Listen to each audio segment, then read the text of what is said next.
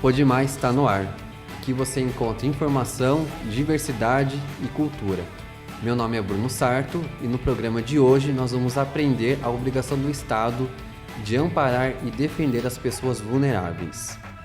Vamos aprender sobre o conceito de vulnerabilidade social e entender como funciona o benefício de prestação continuada, ou LOAS. Para entender melhor sobre o assunto, nós estamos com um advogado, especialista em direito previdenciário, Thiago Lopes da Rocha, que também é vice-presidente da Comissão das Pessoas com Deficiência da OAB de Avaré e também membro do Conselho Municipal de Avaré das Pessoas com Deficiência. Thiago, seja bem-vindo, é um prazer tê-lo conosco. O prazer é todo meu, Bruno. Muito obrigado pelo convite. Thiago, o Estado, tá, ele tem a obrigação de amparar, tá, os necessitados. Tá? É uma questão constitucional de acabar com a vulnerabilidade e igualar os cidadãos. Tá? Cidadãos. O que a gente pode entender sobre vulnerabilidade? Vulnerabilidade tem uma palavra até meio feia, que é miserabilidade, né? Onde a gente se encontra as pessoas mais desamparadas, sem cuidado do Estado e até mesmo por algumas dificuldades que a pessoa passa sem compreender muitas coisas do direito. Tem um parâmetro econômico que o Estado hoje mede, a gente, né? Então, pela lei do LOAS, né? Como você falou, o BPC é o benefício. O que rege é a lei do LOAS, que é a Lei Orgânica de Assistência Social. Ela diz em 1/4 de salário mínimo por ente familiar. Então você pega um salário mínimo e divide em 4. Esse daí vai dar hoje o salário mínimo é 1.320, vai dar R$330 por pessoa, se tiver 4 na casa.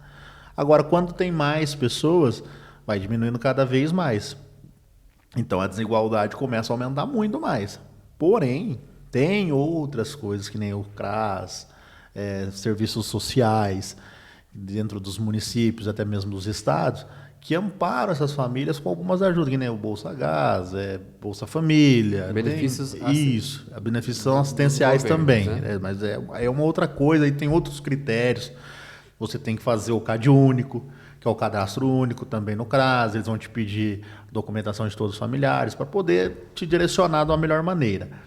Como você estava falando do BPC, do LOAS, que a gente vai entrar no assunto, no mérito, ela tem as suas peculiaridades, né? Os seus requisitos são diferentes, não é para todo mundo também. Eu sou uma pessoa que sofre de miserabilidade. Mas são dois tipos, São né? dois O tipos. Primeiro é para o idoso. E o segundo para o pessoa com deficiência. Exato. Né? No tocante ao idoso, tá? Qual é a idade que ele pode ter o direito a receber? Que ele pode fazer o requerimento? 65 anos. Tem diferença para homem e para mulher como aposentadoria? Não. Ou nesse caso? Não.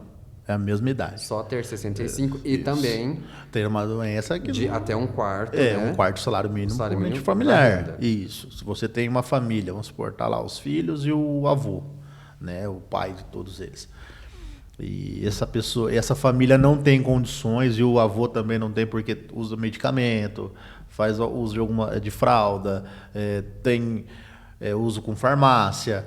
A comida não chega até ele, é muito pouco, então está tendo um tratamento vulnerável, aí entra-se o LOAS. Aí você tenta o LOAS, que é junto ao INSS. Então a competência para fazer o requerimento do LOAS. No INSS. É no INSS. Isso. É que a gente escuta muito falar, aposentou sem contribuir. Não. É o caso do LOAS. É o caso do LOAS. As pessoas entendem que é isso. Acha né? que é uma aposentadoria. Não, meu vizinho aposentou lá, mas ele nunca contribuiu. Ele tem 80 anos. Porque a Seguridade Social é composto por 3 pilares. Isso. A Previdência, a Saúde e a Assistência Social. Isso. Para ter acesso à Previdência, nós precisamos pagar. Pagar, o custeio. No caso do LOAS, você recebe um benefício. Qual é o valor? Hoje é um salário mínimo. Um salário mínimo. Tem 13º? Não, ele não tem por isso que é benefício de prestação continuada. Entendi. Ele não tem a mesma coisa que a aposentadoria. Que vai dar aquele suporte para idosos ou pessoas com deficiência. Para custear a saúde. Exato. No tocante à deficiência, tem idade mínima ou não? Não. Qualquer pessoa que tenha... Não existe idade mínima, porque como que uma criança consegue se manter? É com a ajuda dos pais. Muitas vezes os pais ou a família, ela já tem, não é só um filho, ela tem mais. Porém, às vezes o ganho dessa família, o custo-benefício dela é mais alto. Vamos lá, a pessoa paga aluguel, água, luz, tudo mais. Mas não quer dizer que se sobrar esses 330 para cada um, eu estou dentro. Não é assim. Porque, na verdade, ela não vem para completar uma renda. Entendeu? O LOAS não é complemento de renda. Tem muita gente que acha que é complemento de renda. É um auxílio. É um auxílio. Então, assim, o que tem de gasto? É um auxílio social. Exato. Então, se você recebe lá os seus R$ 1.200, aí você vai pegar a única coisa que vai descontar a título jurídico é o valor do INSS, que é um desconto. Né? O restante é tudo benefício. Então, ali você tem o seu salário. Na hora que você tem o seu salário, você tira o valor do INSS, você vai ver e você vai dividir por 4. E aí faz o requisito. Isso, você faz um requisito, isso. Mas a idade não tem. Então, meu filho nasceu com uma deficiência. Tudo bem. Então, qual que é a renda da família? A doença é incapacitante? Qualquer tipo de deficiência? Sim. A lei... Qualquer. Desde que você tenha um laudo médico atestando a deficiência, eu posso eventualmente ter direito ao benefício. Exato. E o papel do CRAS? O papel do CRAS, ele é mais um norteador, na verdade, né? Porque você vai ter que ir até o CRAS para fazer o CadÚnico, que é um dos requisitos obrigatórios para o LOAS. O que para o pessoal que está assistindo, o que vem a ser o CadÚnico? O cadastro único é um cadastro da família, né? Junto ao município ou ao órgão, que ele vai deixar lá descrito quem são os entes familiares que estão ali, se as pessoas que trabalham, as que não trabalham, o valor de cada um, se afere renda ou não. Então, isso modifica também muito. Às vezes, no passar do tempo... Já é uma triagem para saber se tem direito ao benefício. Exato, porque toda vez você vai ter que fazer o quê? Um recadastramento. Você tem que sempre estar deixando ele sempre atualizado. Né? Nem tanto quando a gente chega no escritório, uma pessoa pede lá, eu queria pedir o LOAS. Tá, então vai lá no CadÚnico, você vai fazer o seu cadastro, então, o primeiro atualizado. passo para tentar conseguir é ir no CRAS, fazer o CadÚnico. Não é nem o primeiro passo, é uma obrigatoriedade. O LOAS, sem isso não consegue o LOAS. Não consegue. Porque assim, esse cadastro único nada mais é para mostrar para o governo federal, estadual, quantas pessoas tem na linha da pobreza. E quantas pessoas... Isso aí é tipo como se fosse um censo, né? Para que eles possam saber e ter ciência na hora de fazer uma pesquisa, alguma coisa, e que possa ajudar essas pessoas, essas famílias mais vulneráveis. E assim, que nem eu falei, a gente está falando do LOAS. O Bolsa Família, por exemplo, mas o Bolsa Família interfere no LOAS? Não. Porque eu posso receber o Bolsa Família, que é acima de 1/4 do salário mínimo, e posso ter o LOAS acumulativo? Pode. Porque aí sim, o Bolsa Família sim é um complemento na renda. Mas aí é um outro critério, é uma coisa administrativa, que não é advogado quem faz. É direto lá no CadÚnico, que vai ver se você tem o direito ou não daquilo lá, e dependendo do que está lá na lei, que eu não me recordo. Então o LOAS, pela nossa conversa, ele também é multidisciplinar. Precisa ter um médico, assim, social, precisa ter uma... ele vai passar por perícia médica e a perícia social. Depois do requerimento, então, fiz o requerimento. Isso. Qual é o próximo passo? É feito um estudo de caso também, né? Não, você fez o requerimento administrativo lá no INSS. O INSS já vai agendar a perícia social e a perícia médica. A perícia social, o que ela vai te fazer? Ela vai fazer um estudo sobre o que você tem. Por exemplo, ela vai perguntar sobre os móveis da casa, se a sua casa é numa rua asfaltada, se é próximo ao hospital, se é próximo de supermercado. Quantidade de banheiro na quantidade casa. De cômodos, se você tem carro, se você não tem. São perguntas assim peculiares. Aí o que acontece? Fez esse estudo. Não, vamos ver. Aí tem o estudo, então isso aí é um estudo social da família, né? Das pessoas da família, então, e tudo mais. São dois estudos, o social, e que é para ver a questão como ela vive, né? E a questão de saúde também, que depois passa por uma perícia médica do INSS. Exato. Daí o médico vai pegar todos os exames que você já fez, toda a sua vida médica, aí ele vai te dar um laudo. Se é ou não a doença é ou não incapacitante. Se ela não for, mas então perdi o caso. Ou a minha renda ultrapassou. Porque o INSS, o que acontece? Ele não segue a lei. Ele vai seguir a IN do INSS.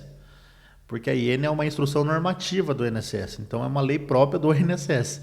Aí você fala, perdi o LOAS, tal. Muita gente não sabe. Mas tem como ir para a Justiça Federal.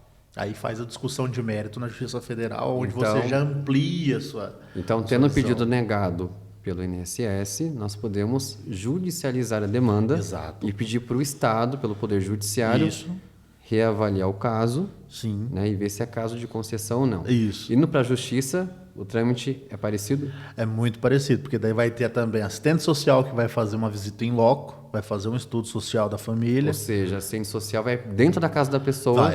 Vai entrevistar, vai entrevistar a pessoa que está solicitando, o deficiente ou idoso, junto, ver como que é a vivência dela, vai tirar fotos, vai fazer um estudo social em loco.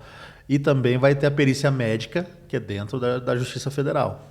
Então, vai ter um médico, perito, que vai analisar os mesmos documentos, as mesmas coisas que foram utilizadas no INSS. E esse caso da pessoa com deficiência, se confunde com incapacidade para o trabalho ou basta ter a deficiência e tem um benefício? Então, aí depende muito, porque se a pessoa está trabalhando e ela tem as condições, a doença não é incapacitante. Por isso que eu falei, então depende muito do médico, ele que vai analisar, porque dependendo da situação tem como trabalhar. Então daí você vai ter direito a outros benefícios, que daí é previdenciário. Mas assim, no LOAS, a doença tem que ser total e permanente. Que nem o TEA para criança é total e permanente naquele momento. Não que ela vai chegar numa fase adulta, ela possa modificar. Que nem teve já jurisprudência que tinha gente que o procurador, só porque a criança estava estudando na escola regular, ela não era total e permanente a doença dela, não era incapacitante, por exemplo. E isso não é assim. E esse benefício, uma vez concedido para a pessoa, ele é eterno? Não. Tem uma reavaliação? Tem reavaliação todos os anos, eu tenho que fazer. Uma vez por ano? Isso, a prova de vida, tudo mais. E o que acontece? Por que não é eterno? É diferente da aposentadoria. Quando um dos cônjuges falece, o outro recebe a pensão por morte. No caso do esse BPC, cessa. Ele cessa. Não vai para dependente? Não estende. Não estende ao dependente. Não. Então, a gente também se confunde muito. Que a pessoa fala, meu parente faleceu e agora eu vou ficar com o benefício previdenciário dele? Não. Esse benefício, ele cessa naquele momento a partir da morte. Então, por isso que ele não é ad eterno, né? E uma vez concedido o benefício, sim, tá? Uhum. Tenho justo, estou recebendo, depois vou reavaliar o caso, sim, e o perito fala que não é caso de receber. Aqueles valores já recebidos têm que ser devolvidos ou não? Não. Não é caso de devolução. Não. Até aquele momento, não. O que pode acontecer é você voltar, né, na reavaliação, como você disse, e vamos supor que um dos familiares começou a trabalhar, porque hoje o sistema é tudo interligado, todos são interligados, a Fazenda Nacional, a Justiça, o Ministério do Trabalho, todos são interligados através do CPF. Né? Então, o seu CPF, hoje, ele é uma chave para tudo. Então, o que acontece? Ele vai ser cortado. A partir daqui, mas o vai cessar o benefício. Vai cessar o benefício, você não vai devolver dinheiro para o Estado. A não ser que tenha alguma fraude, alguma coisa que aconteceu, né? Que comprove fraude. Aí sim, pode até ter uma ação para cobrança. Aí você vai ter que responder um processo e tudo mais. Só se for constatada uma fraude, né? É. Tiago, para quem está assistindo o programa, conhece alguém que está em estado de miserabilidade, vulnerabilidade social, ou está num asilo, sem familiar? Uhum. Onde procurar para fazer o requerimento do LOAS?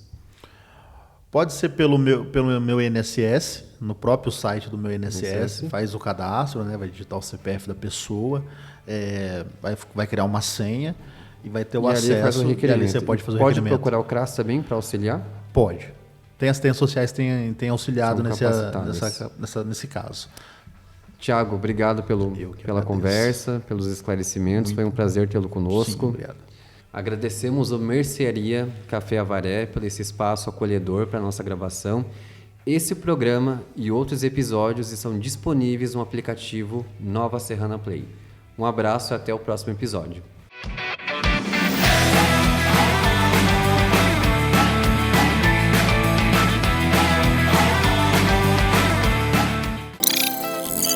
Ei, aí, já se atualizou hoje? O aplicativo da Duvale TV atualizou e se tornou Nova Serrana Play. Agora você pode assistir nossa grade, que já soma mais de 100 programas, com muita variedade, entretenimento, saúde, esporte, é claro, informação. E o melhor de tudo, baixe gratuitamente. Você pode assistir ao vivo ou pesquisar seu programa favorito, tudo na palma da sua mão. Todo tempo é tempo de se atualizar. Nova Serrana Play, para sistemas Android e iOS.